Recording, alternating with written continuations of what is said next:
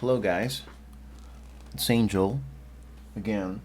Today I'm gonna be tackling this room from TryHackMe. Its name is Baroon Samedit. Okay, so this is a tutorial room exploring the CVE. This is a vulnerability that was found in the Unix Sudo Program, room 3 in the Sudo Bones series. Okay, so I've never done this, I've never looked at it. I just noticed that they have a walkthrough video here. This is the official walkthrough. So that should be fun to watch, but I just don't want to watch it yet. I want to try to do this on my own. So that's it. Let's just... Ooh, okay, you're starting my machine. Okay, deploy button to start an instance of the machine.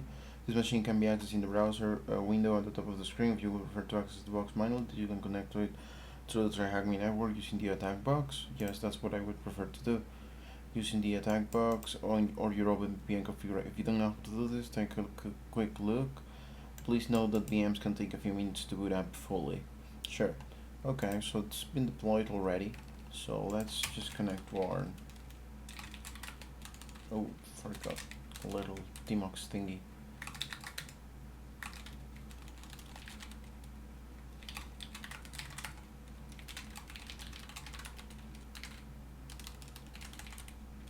Okay, we're connecting to the VPN now.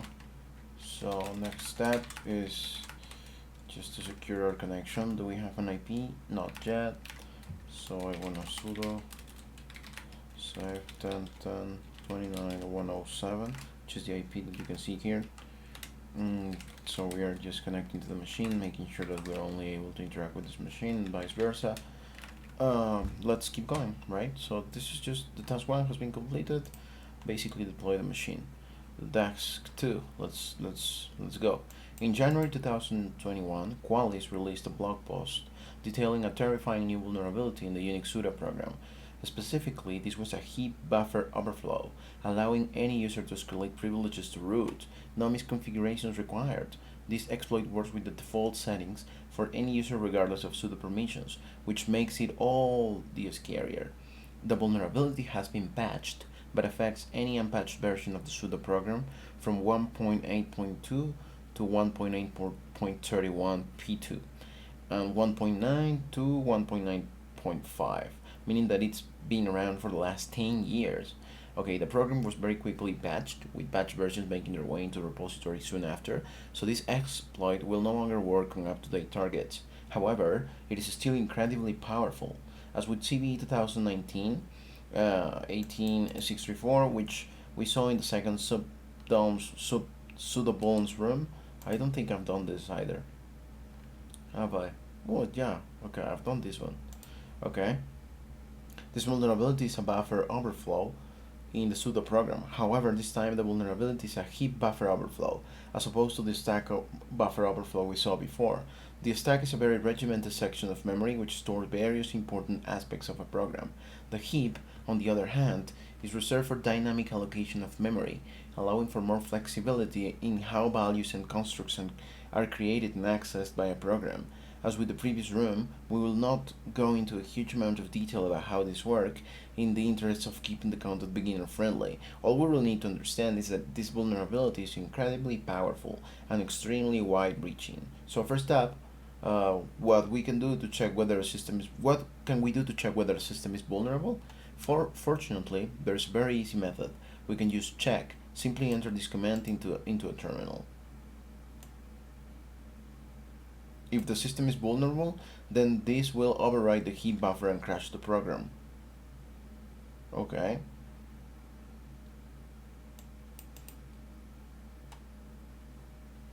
What is a POC? I've forgotten some of this, so I don't know. Proof of concept. Okay. When the advisor first came out, Qualys did not supply full code for the exploit. It did not take long for other researchers to replicate the vulnerability. However, the first working copy of the exploit to be made publicly available was created by a researcher known as Blasty.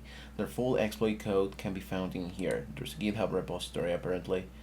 Okay, this is what we will be using to exploit the machine that you deployed in the first task. Okay. This machine has been set up to allow for easy exploitation of the vulnerability. As such, the GitHub repository linked above has already been added to the target. In the home directory, you will see a folder called exploit. Okay. Okay, sure, but I don't think you've given me any credentials to actually access this machine, have you? If you don't know how to do this, take a few minutes to boot. Okay, they're probably giving me this right here. Yeah. Use the machine in your browser or logging over SSH. Username, password are the same. So SSH, TryHackMe at 10.10.29.107. Then we have to accept, yes. And then password is also TryHackMe. Then I'm able to log in. Okay, we're on the machine now. So let's keep going. So when the advisor first came out, so they were just telling us the first step what we can do is to check whether a system is vulnerable, which I understand this machine is vulnerable. So if I just run this command, I should get this little thing, malloc memory corruption aborted core dumped, right? Yeah. Okay. So when the advisory first came out, Qualys did not supply full code for the exploit. It did not take long for other researchers to replicate the vulnerability. However, the first working copy of the exploit to be made publicly available was created by a researcher known as Blasty. Their full exploit code can be found on GitHub here. This is what we will be using to exploit the machine you deployed in the first task. Okay. This machine has been set up to allow for easy exploitation of the vulnerability. As such, the GitHub repository linked above has already been added to the target. In the home directory, you will see a folder called exploit.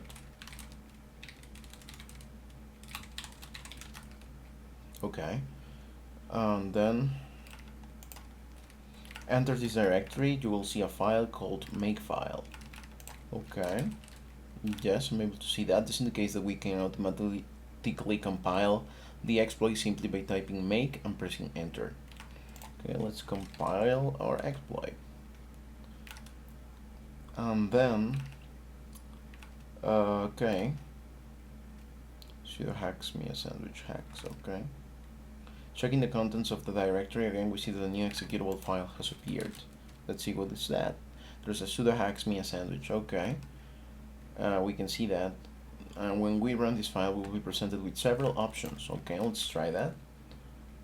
Sudo hacks me sandwich. Okay. There's a usage here, so they're asking me for a target, available targets, Ubuntu Debian. Okay, so I guess I need to retrieve the information about this particular operating system. So this is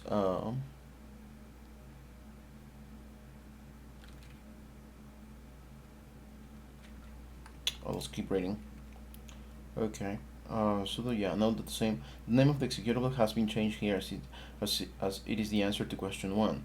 There are currently 3 targets which this exploit will work against. The machine we deployed in is an Ubuntu 18.04.5 server. Okay, so it will be the first one, right? So we will use target 0 when we execute with the target. But I want to check how to retrieve command to retrieve OS version Unix.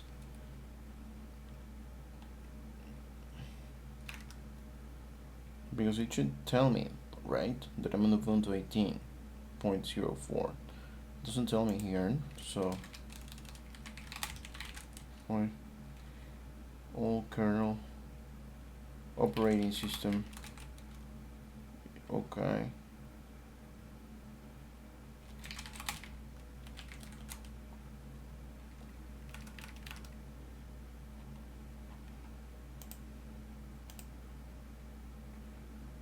Let's just quickly read through this because I've forgotten some commands that were quite basic, so I just want to get back to doing things as I used to. Okay, let me just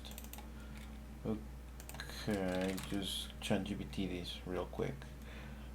Okay, so command to find out the version of my OS Unix.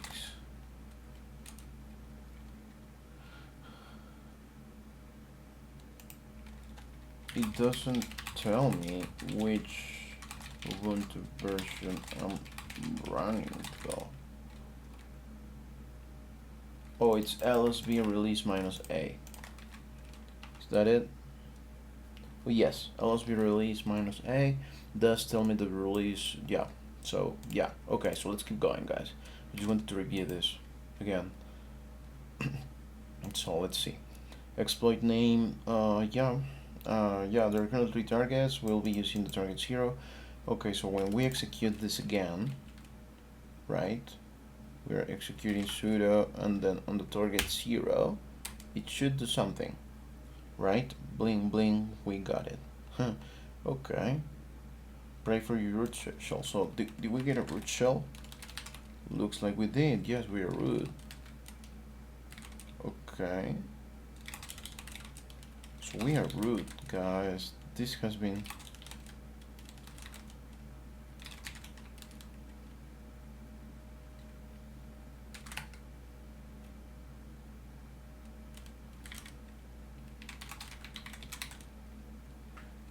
okay.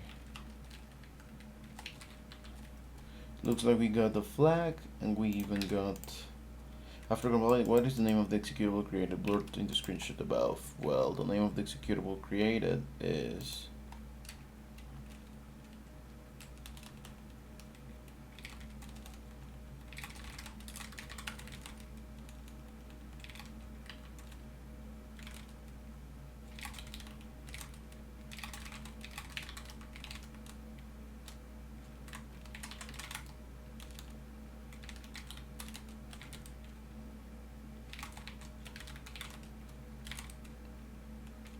so what if we do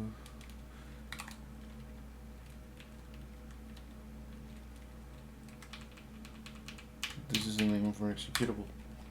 So we retrieve these, we put this here. Sweet. Let's just keep reading through this because I skipped some things because I already got the flag. I got so excited. Yeah, so there are currently targets with, yeah, okay, we'll exploit number 1. So we gain a root shell. Yeah, indeed we do. So we are just running that script from this guy, so let's just check it out, right? So what does this do? Introduction, usage, how to build it, brute force target fending. Make sure you have GNU barrel installed, make root. Okay, some defaults to try. Sure, we will eat up all available cores and train to Netflix and brute. Okay. Am I able to check the code? So sure. Okay.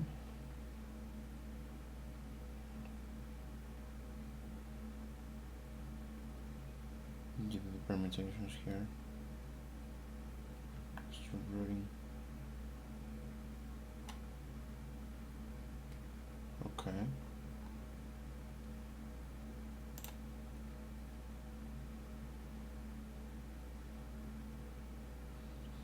Here's where we get the menu from.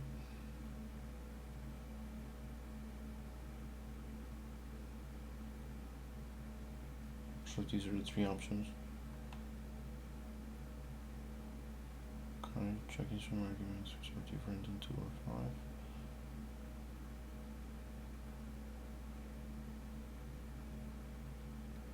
5. Okay.